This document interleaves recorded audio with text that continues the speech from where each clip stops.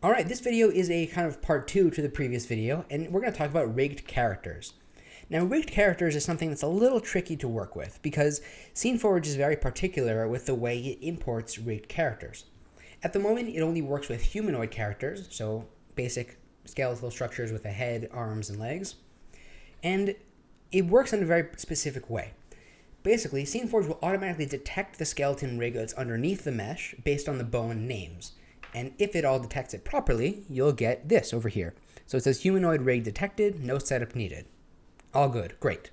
But if SceneForge does not detect it, you will get this.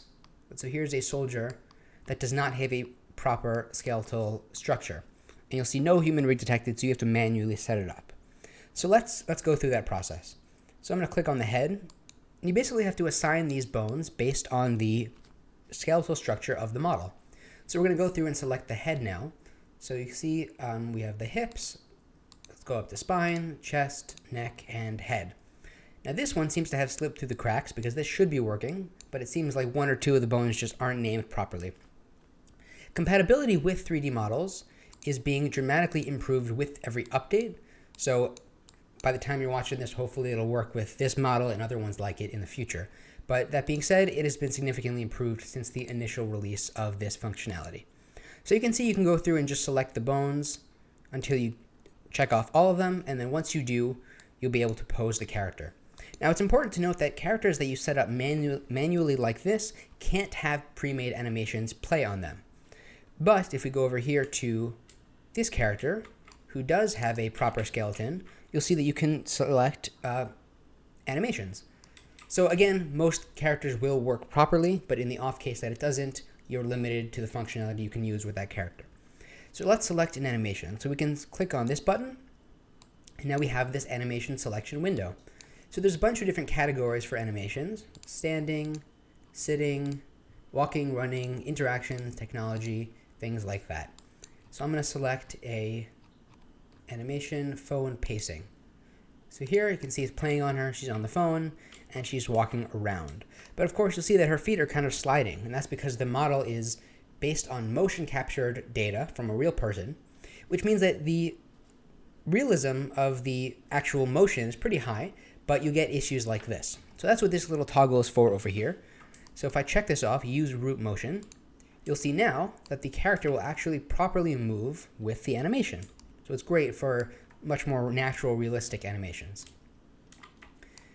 But let's say we want to pose the character manually. So I'm going to go over here and just select an animation that's a little more neutral, like just an idle, relaxed pose.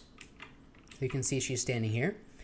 What I can do is switch to the manual bone movement option. So to do that, we click on this little bone icon, and you'll see now we're in editing mode, and it will generate these little orbs on her limbs, like so. We have one for the head as well, and the hips, and the feet down here also. So you can see just by clicking and dragging these little manipulators here, you can move her body around and pose the character as you see fit. You can also rotate them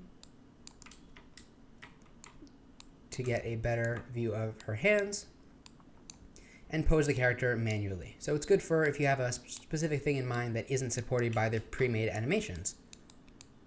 So there's a bunch of really cool things you can do, and it's a really versatile system. And of course, at any time you can reset the pose back to T-pose, or this silly version of T-pose,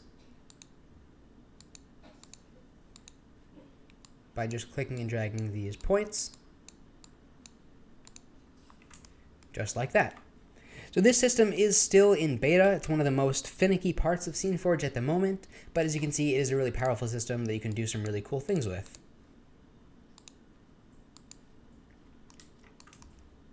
So you can select animations and pose them as needed. Now in the future, this system will work seamlessly with the machine learning motion capture that is coming in a future release, allowing you to basically take video input from a video clip or a webcam and have these characters move along with your real motions, which is going to be super cool, and I'm super excited to share that in a future release. But until then, we have this system, which is pretty great. Now again, because the compatibility is relatively high, this will work with many other models from the internet, such as this one. And if you're in a pinch and don't have access to any 3D models from the internet, included is a new menu for stand-ins.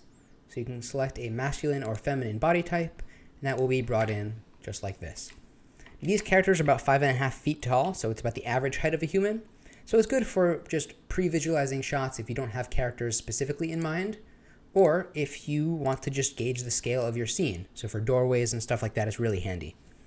So that is an overview of using rigged characters in SceneForge. Thank you so much for watching. I hope this was helpful. I will see you in the next video.